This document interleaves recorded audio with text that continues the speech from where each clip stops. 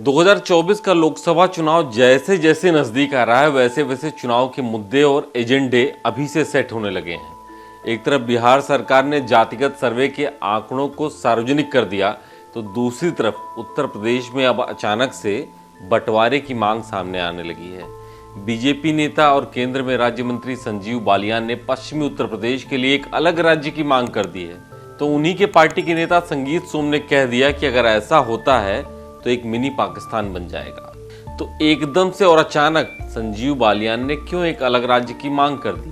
क्या है इसके पीछे की राजनीति? और अगर ऐसा किया जाता है तो नए राज्य का गठन कैसे होता है, आज हम इसको समझते हैं। नमस्कार, मेरा नाम है अभिषेक पांडे और आप देख रहे हैं डेली लाइन एक्सप्लेनर।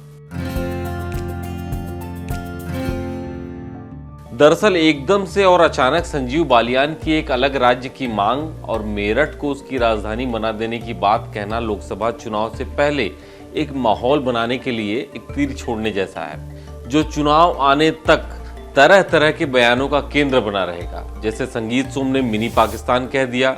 राजनीति के जानकारों का मानना है कि बीजेपी सांसद की यह मांग पश्चिमी उत्तर प्रदेश में राष्ट्रीय लोकदल और समाजवादी पार्टी के लोकसभा चुनाव में मजबूत होती स्थिति को देखते हुए की गई है।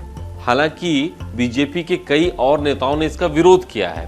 वहीं संगीत सोम ने भी इसका विरोध किया, लेकिन उनका लहजा थोड़ा दूसरे तरीके का था। वहीं पश्चिमी उत्तर प्रदेश के कद्दावर नेता इमरान मसूद ने संजीव बालियान के इस बयान का समर्थन किया है। इसके पीछे उन्होंने विकास की गाथा सुनाई है। चलिए इन सबके बीच में जानते हैं कि आखिर किसी नए राज्य का गठन कैसे किया जाता है।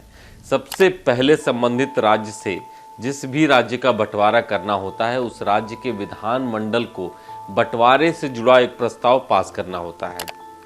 इसके बाद यह प्रस्ताव केंद्र सरकार के पास भेज दिया जाता है।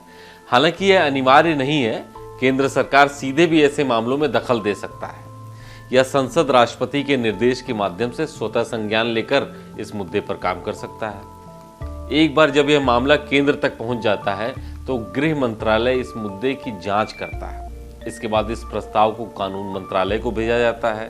कानून मंत्रालय इस पर विचार करता है और इसके बाद उसे कैबिनेट को भेजा जाता है। संसद के दोनों सदनों में रखने से पहले इस प्रस्ताव को केंद्रीय कैबिनेट से पास कराना होता है। राज्यसभा और लोकसभा में भी 2/3 बहुमत के साथ इस प्रस्ताव को पारित करना होता है। इसकी वजह है कि यह अनुच्छेद 3 में एक संविधान संशोधन होता है, जो नए राज्यों के गठन और मौजूदा राज्यों के क्षेत्रों, सीमाओं और नामों में परिवर्तन से संबंधित है, यानी राज्यों के पुनर्गठन से संबंधित है। संसद की तरफ से मुहर लगने के बाद उस राज्य के भौतिक गठन यानी फिजिकल फॉर्मेशन जैसा जटिल मुद्दा शुरू होता है। नए प्रशासन के लिए नेसेसरी लॉजिस्टिक केंद्र की तरफ से नए राज्य के निर्माण के लिए चीजों को एक साथ रखने के लिए अधिकारियों की एक टीम भेजने के साथ शुरू होती है।